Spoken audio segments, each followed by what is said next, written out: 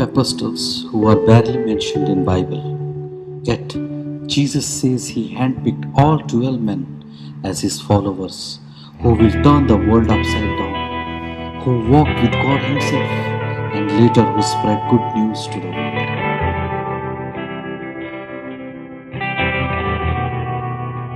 Philip. He was born in Bethsaida, a town by the Sea of Galilee, from the place of Andrew and Peter,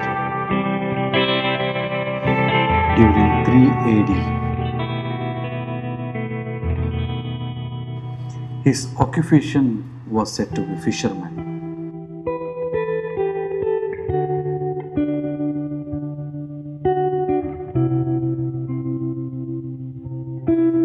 Philip decides to follow Jesus when Jesus simply says, "Follow me."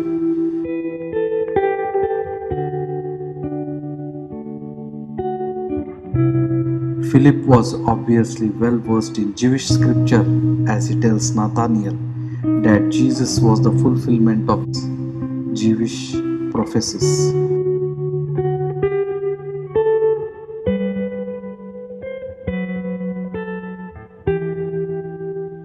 Philip was a Greek name, hence when some Greek men from Bethsaida went to see Jesus and they come to Philip in John 12:21, it's possible that they knew him personally, or perhaps he spoke Greek better than the other disciples.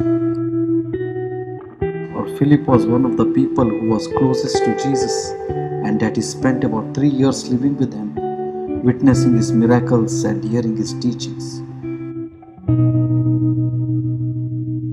He saw numerous demonstrations of Jesus' divinity.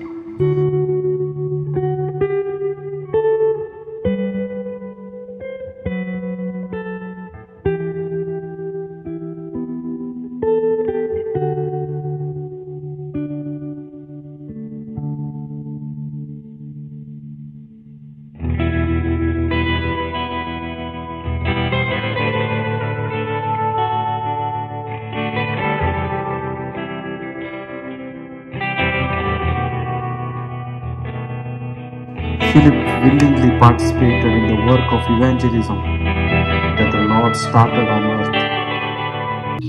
Some traditions say that he was crucified upside down, and some traditions say that he was martyred by beheading in the city of Hierapolis, Turkey.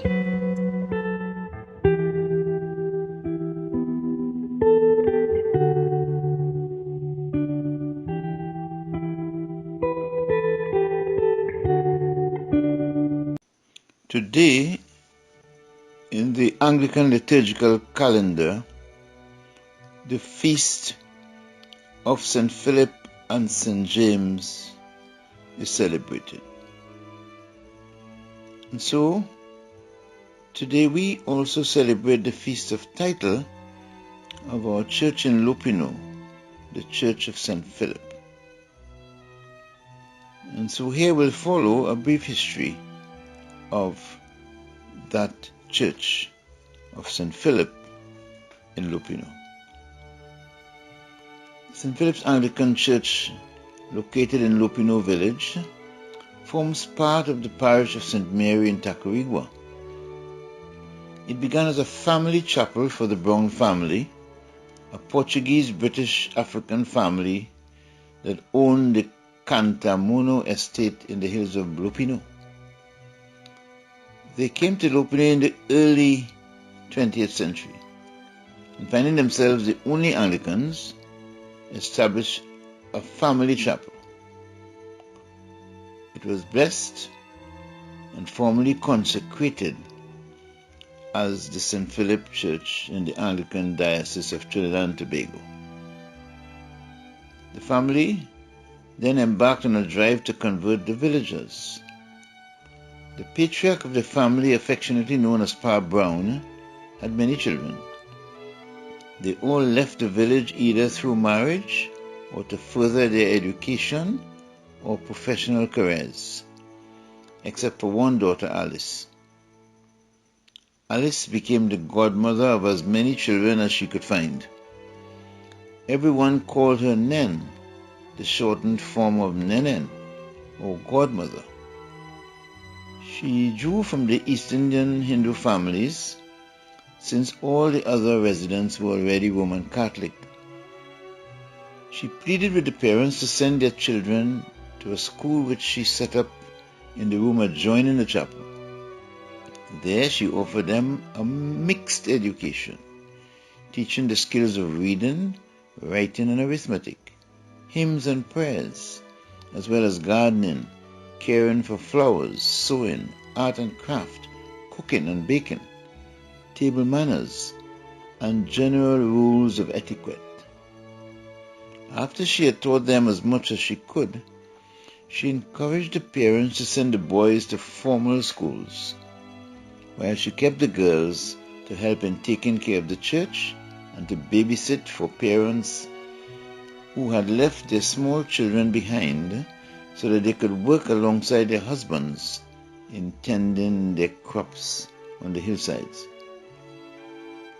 When Nen died, one of her nephews, Arthur Brown, returned to Lopinot to work on the land. He lived in the rooms adjoining the chapel and joined the small congregation of St. Philip, which at that time was made up of members of the Kanai and Santu families and a few other persons. By the 1960s, the Cocoa House Church, as it was called, since the upper flooring over the building was used for drying cocoa, was in a state of disrepair. The tapia walled church was practically falling in on the people as they worshipped.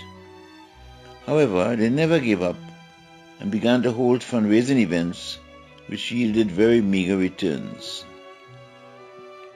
It was then that a miracle occurred. Someone walked into the church and announced that the church had been chosen as one of the buildings to be refurbished, as it was recognized as a National Historical Building. This happened during the 1970s oil boom, when the tourist board was seeking to boost the tourism industry. Since then, however, two factors have led to a sharp decline in the size of the congregation. There has been a steady exodus of persons on account of marriage or the need to find employment elsewhere in Trinidad or abroad. In addition, within recent times, we have seen the demise of a significant number of members. However, St. Philip remains a committed and loyal part of the St. Mary's family and looks forward to the continued support and encouragement of the members of the Parish of St. Mary.